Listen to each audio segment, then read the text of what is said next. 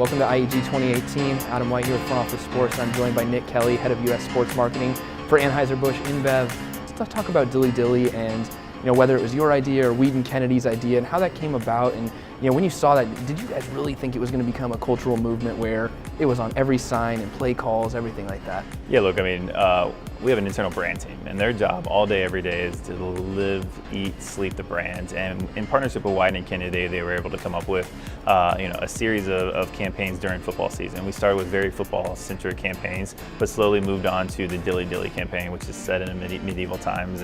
And while everybody would love to take credit that it was going to blow up, I think that everybody at Wheaton, the brand team with Anheuser-Busch, has been thrilled with the ability for it to kind of organically catch on, because while Dilly Dilly was basically the Cheers type moment for within the actual creative, the one thing we've seen a lot of has actually been the organic take on from all of the sports fans, all of the cultural moments where people scream Dilly Dilly, they hold the signs up, because we even see quotes like the pit of misery and those types of things. The ability for the fans to actually pay that close of attention to our creative means a lot, because it's not just wallpaper anymore, it's actually breaking through. So our guys have been thrilled. I think that it'll continue to evolve over the summer and maybe into football season, but for the time being, we're actually being very delicate. We're letting the brand play itself out through the consumers.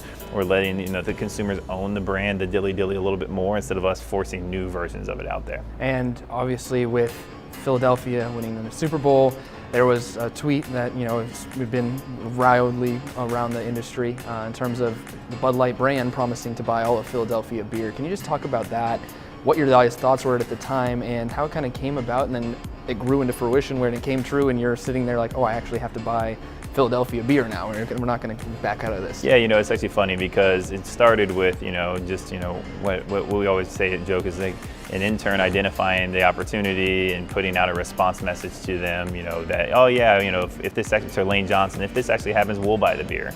And it's a pretty basic response that I don't think that, one, at the time, from a risk standpoint, we assumed that the Eagles would be great. Coming off the season they had the previous year, we're just like, oh, this is a pretty safe bet.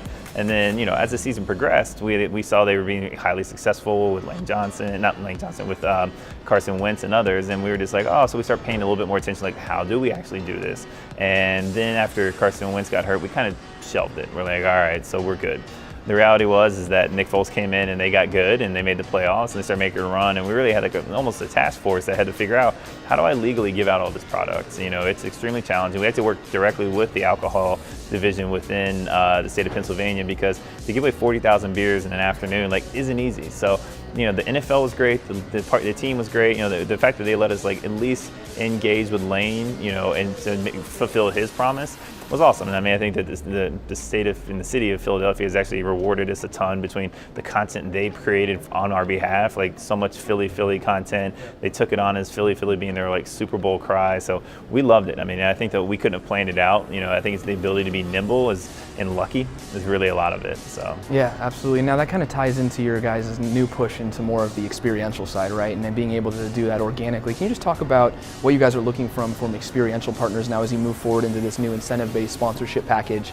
Yeah, I think the biggest thing is we're all fighting for attention. So we're fighting for attention from consumers who have so many more choices between how they consume a property, how they consume a brand. So what we're trying to do with our new kind of incentive-based model is help us work together in a true partnership to deliver on, unified goals. So for us, we want you to help us engage through the social channels younger consumers are engaging with your brands. We want you guys to help us identify new media partners like the Facebooks, the Twitters that may not have traditionally been engaged in your sport, and let's create experiences more first and foremost that are memorable and want fans to either come back to your events or get closer to your brand the same way we want it to happen to us. And we're valuing and quantifying that in the same way that traditional sponsors are quantifying billboards and media rights. So for us, we're really trying to push the envelope on how we value and quantify experiential marketing, and hopefully we're pushing the industry in a comfortable way to get to that next level. Yeah. Now, when you went through this whole review, obviously it took a little bit of time to basically upend your entire sponsorship model. Can you talk about that process from a leadership standpoint and what you guys were looking at, and why you felt now in 2017, 2018 was the time to shift your sponsorship strategy moving forward? Yeah, I think it took us a couple years to do two things. I think we had to really understand what was working. So I think that we really took a baseline of what we thought was working and built it into what we call our first evolution of an ROI model to try and figure out true insights of like what is delivering on the ROI. Because we've taken a lot of traditional measures of, George Julius numbers, RepUcom numbers, what I would pay for that signage and that kind of stuff. And that's all great, but the problem we had was like that wasn't driving ROI. There was true value, and we're not arguing the inherent value behind it, but what we were saying is that's not what we needed to be successful. So what we're really looking at right now is like, what are the things we needed to be successful to drive ROI? Because if we knew our goal was to engage and disrupt, create experiences, we had to come up with a way to value it, and then that way we could push it on partners and show them how to value it. It took us a while though, because we had to really kind of sell ourselves. Like, am I giving away a lot of value back for something that, if we're the only person quantifying it, are we crazy versus everybody else? But we actually feel pretty confident about what. You look at Philadelphia for the Philly stuff, like, it didn't cost us anything. Like, but the ability to, take over the parade, buying beers, which is pretty inexpensive, like, that type of stuff for us is extremely valuable, and those are the types of experiences we want to continue to push, in replacement of some of the traditional assets like signage and media and those things. What's been the hardest part about shifting these partners to this new incentive-based model? Obviously, it's like, here it is, and this is what we're going to do, and so I'm sure there's some pushback, some questioning. What's been at least on the conversation side? What have been the biggest pain points? Man, at least? It's like, I think the biggest thing for us is that, and this is going to sound kind of like a jerk, is they've always counted on us to own these certain things. So they've always counted on us to own the biggest sign in right field. They've always counted on us to buy certain inventory within media. And what we've basically said to them is like, I know there's value to it, as do you, because I've been buying it for years. We're gonna give you this value back to go to sell to somebody else, because I still wanna buy that same amount of value, but I wanna buy it another way. And great partners are like, they see like this is an incremental opportunity for them, because AB is probably gonna spend close to what they spend with me now, but in a different way.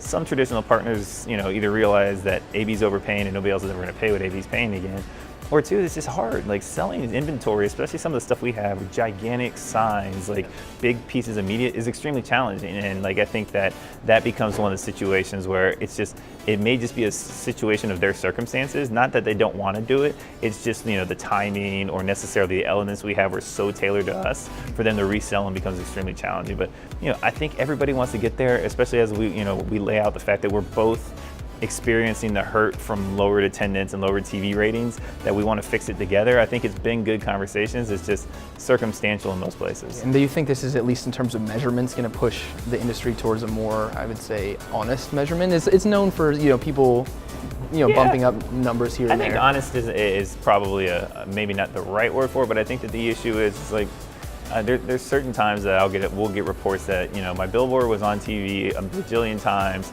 and it was worth $32 million, but I only pay you $400,000.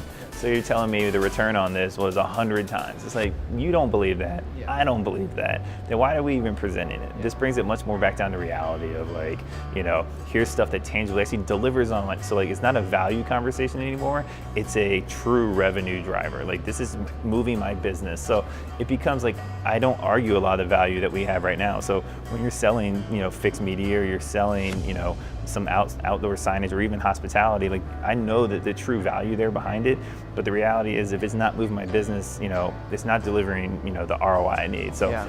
And when it comes to outside of sports, I know you have mostly focused inside of sports. How are you guys going to translate this into the entertainment side?